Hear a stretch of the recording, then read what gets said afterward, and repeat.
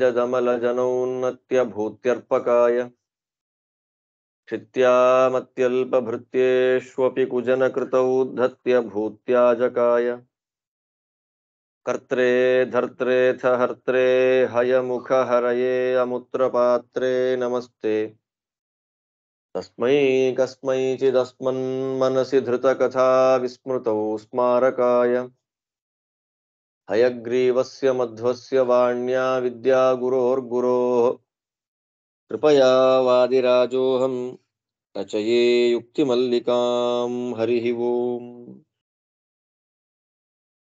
ವಾದಿರಾಜ ಗುರು ಸಾರ್ವಭೌಮರು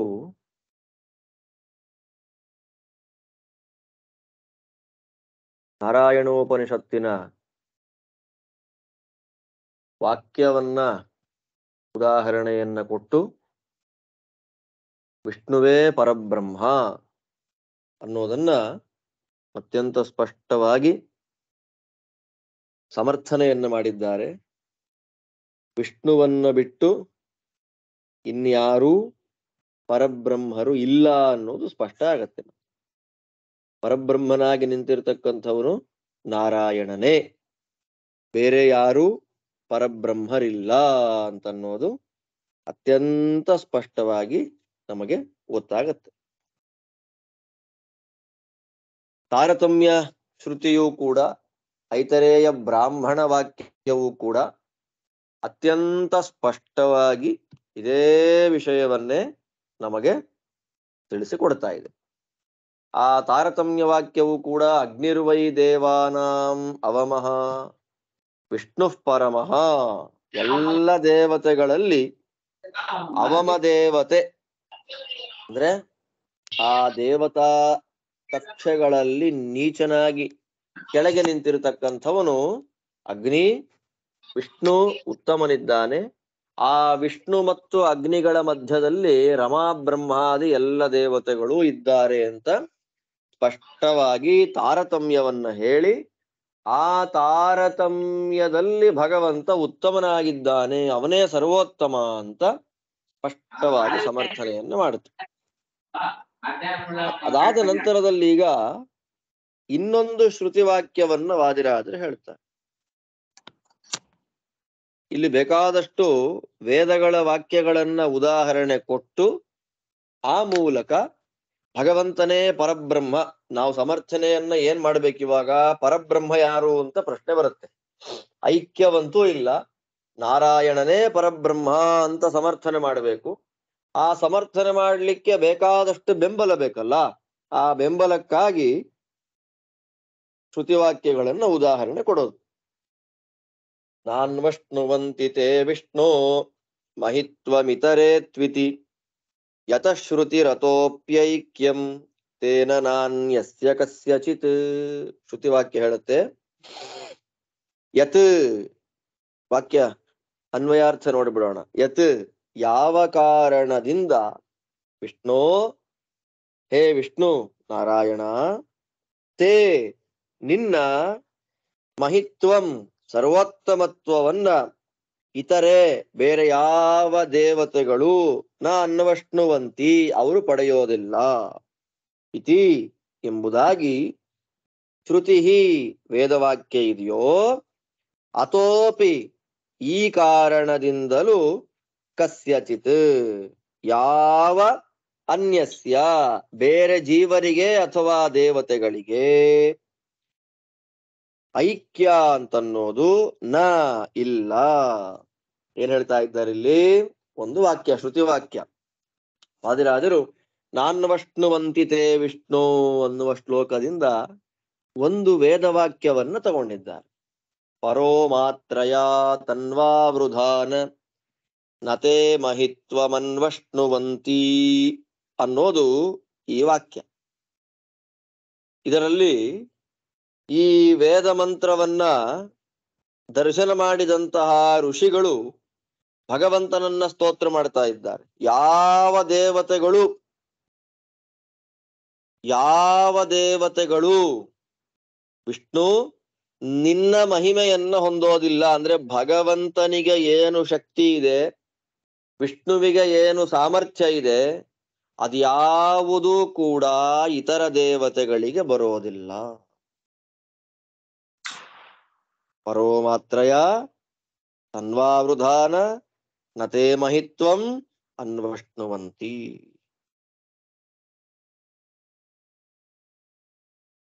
ಸ್ಪಷ್ಟವಾಗಿ ಹೇಳುತ್ತೆ.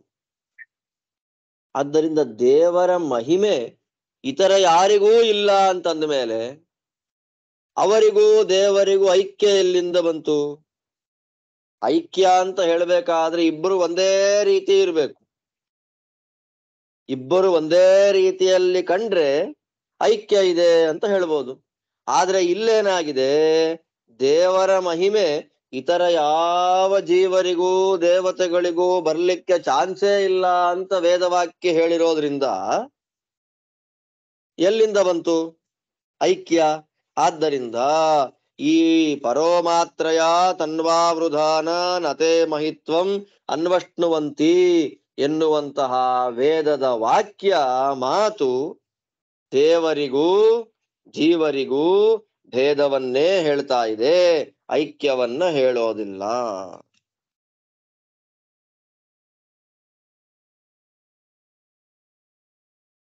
ಜಾತೋ ವಾ ಜಾಯಮಾನೋ ವಾ ವಿಷ್ಣೋ ಕಶ್ಚಿತ್ ಪುಮಾಂತವ ಮಹಿಮ್ನೋಂತಂ ಪರಂ ನಾಪೇತ್ಯಾಹ ಕಾಚಿತ್ ಶ್ರುತಿ ಪ್ರಭುಂ.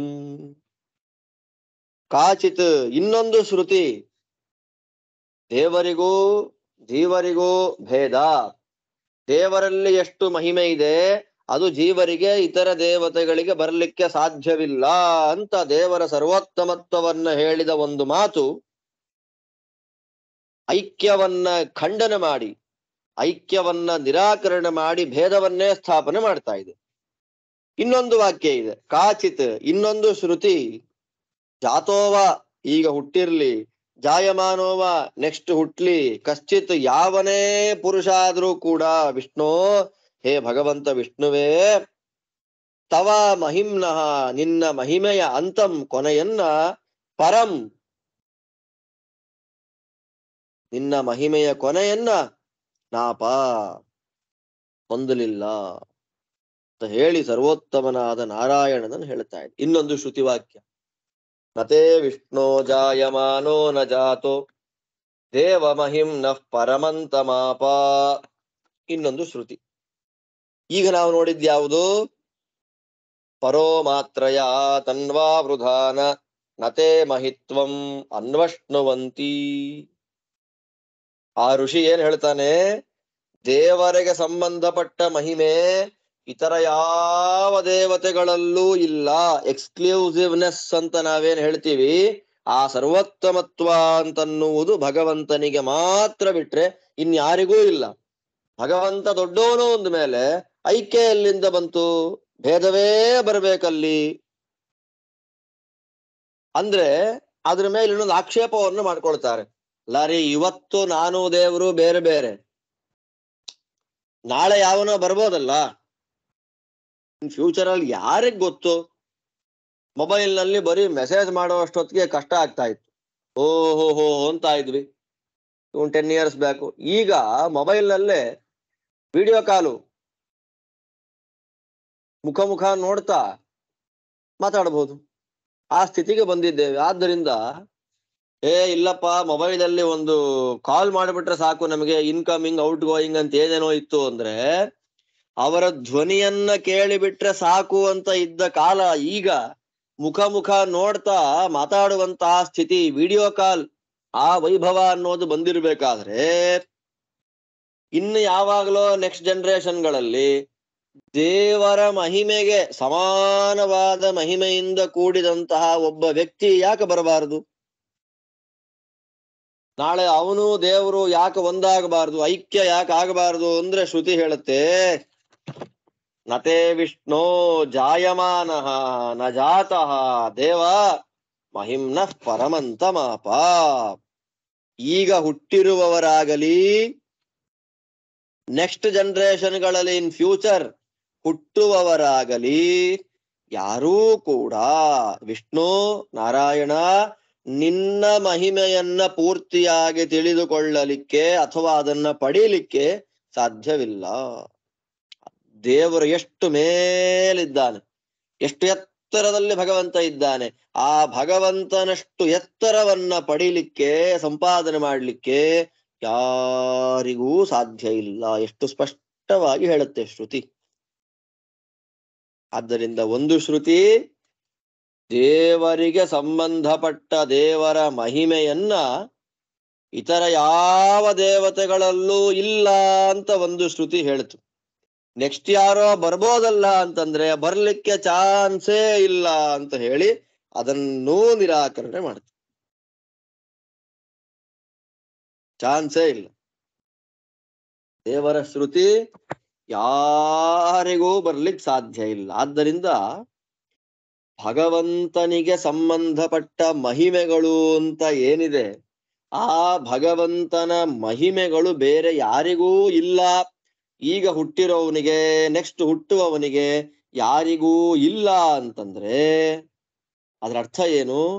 ಭಗವಂತನ ಮಹಿಮೆ ನಿತ್ಯವಾಗಿರತಕ್ಕಂಥದ್ದು.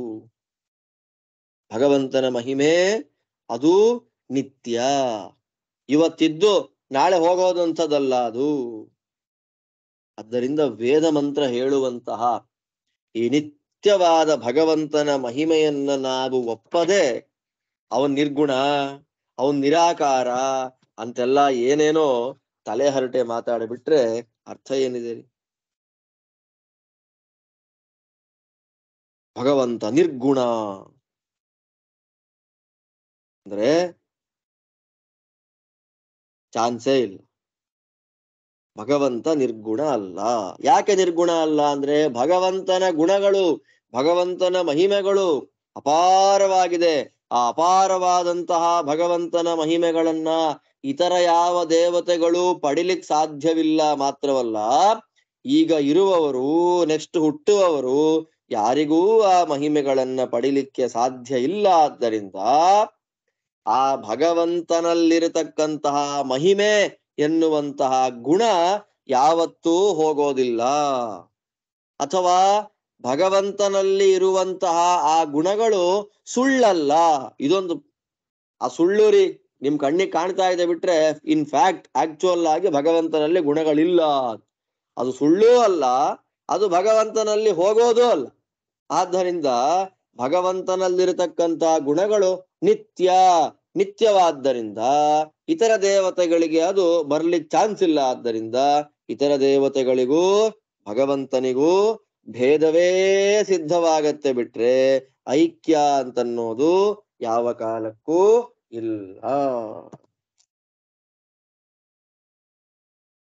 ತಸ್ಮಾನ್ ನಿತ್ಯೋಸ್ಯ ಮಹಿಮಾ ನ ಕದಾಪಿ ನಿವರ್ತತೆ ಸತ್ಯಸ್ಸೋ ಅಸ್ಯ ಮಹಿಮೇತ್ಯುಕ್ತೇಶ್ಚ ನ ನಿವರ್ತತೆ. ತಸ್ಮಾತ್ ಆದ್ದರಿಂದ ಅಸ್ಯ ಈ ನಾರಾಯಣನ ಮಹಿಮೆ ಅಂತನ್ನೋದು ನಿತ್ಯವಾಗಿರ್ತಕ್ಕಂಥದ್ದು. ಕದಾಪಿ ನ ನಿವರ್ತತೆ, ಯಾವತ್ತಿಗೂ ಕೂಡ ಅದು ಹೋಗೋದಿಲ್ಲ. ಮತ್ತು ಅಸ್ಯ ಈ ನಾರಾಯಣನ ಆ ಮಹಿಮೆ ಸತ್ಯ ಅಂತ ಇನ್ನೊಂದು ವೇದವಾಕ್ಯ ಹೇಳ್ತಾ ಇದೆ ನೋಡಿ. ಬರೀ ವೇದವಾಕ್ಯಗಳನ್ನೇ ಪ್ರಮಾಣ ತಗೊಂತಾರೆ ರಾಜರಿಲ್ಲಿ. ನಾಳೆ ಹೋಗ್ಬೋದಲ್ವಾ ಭಗವಂತನಲ್ಲಿ ಧರ್ಮಗಳು? ಈಗ ನಮ್ಮಲ್ಲೇ ಎಷ್ಟು ನೋಡ್ಲಿಕ್ಕೆ ಎಷ್ಟು ಚೆನ್ನಾಗಿದ್ರು ಅಂತಂದ್ರೆ ವಯಸ್ಸಾಗೋಯ್ತು. ಆ ಸೌಂದರ್ಯ ಅನ್ನುವಂತಹ ಒಂದು ಗುಣ ನಮ್ಮಲ್ಲೇ, ಸೌಂದರ್ಯ ಅನ್ನುವಂತಹ ಒಂದು ಗುಣ ಏಜ್ ಆದ್ಮೇಲೆ ಹೊರಟು ಹೋಗುತ್ತೆ. ಆಮೇಲೆ ಬಹುಭೋಕ್ತೃತ್ವ, ಸಿಕ್ಕಾಪಟ್ಟೆ ಊಟ ಮಾಡ್ತೀನಿ ನಾನು. ಒಂದ್ಸಲ ಫಲಾರ ಕೂತ್ರೆ 12 ದೋಸೆ 20 ಇಡ್ಲಿ ತಿಂದೆ. ಈಗ ಇಡ್ಲಿ ನೋಡಿದ್ರೆ ವಾಂತಿ ಬರೋಂಗಾಗುತ್ತೆ. ಅಂದ್ರೆ ನಮ್ಮಲ್ಲಿ ಒಂದು ಕಾಲದಲ್ಲಿ ಒಳ್ಳೆ ಯಂಗ್ ಏಜ್ ಅಲ್ಲಿ ಇದ್ದಾಗ ಇರುವಂತಹ ಗುಣಗಳು ಸ್ವಲ್ಪ ಏಜ್ ಆಗ್ತಾ ಹೋಗ್ತಾ ಬರುತ್ತೆ, ಇರೋದಿಲ್ಲ. ಮೆಮೊರಿ ಪವರ್ ಇರುತ್ತೆ, ಹೊರಟೆ ಹೋಗುತ್ತೆ, ಏನ್ ಮಾತಾಡ್ತೀನಿ ಅಂತಾನೆ ಗೊತ್ತಾಗಲ್ಲ. ಹಾಗೆ ನಮ್ಮಲ್ಲಿರತಕ್ಕಂತಹ ಗುಣಗಳೆಲ್ಲ ಅನಿತ್ಯವಾಗಿರ್ತಕ್ಕಂತಹ ಗುಣಗಳು. ಬರುತ್ತೆ, ಸ್ವಲ್ಪ ದಿವಸ ಇರುತ್ತೆ, ಮತ್ತೆ ಹೋಗ್ಬಿಡುತ್ತೆ. ಹಾಗೆ ಭಗವಂತನಲ್ಲಿ ಇರುವಂತಹ ಧರ್ಮಗಳು ಅಂತ ಏನಿದೆ, ಭಗವಂತನಲ್ಲಿ ಏನು ಗುಣಗಳಿದೆ, ಆ ಭಗವಂತನ ಗುಣಗಳು ಅನಿತ್ಯ. ಆ ಅನಿತ್ಯವಾದ್ದರಿಂದ ಭಗವಂತನಲ್ಲಿ ಗುಣಗಳು ಹೋಗಿಬಿಡುತ್ತೆ ಅಂತ ಕಲ್ಪನೆಯನ್ನೂ ನಾವು ಮಾಡೋ ಹಾಗಿಲ್ಲ.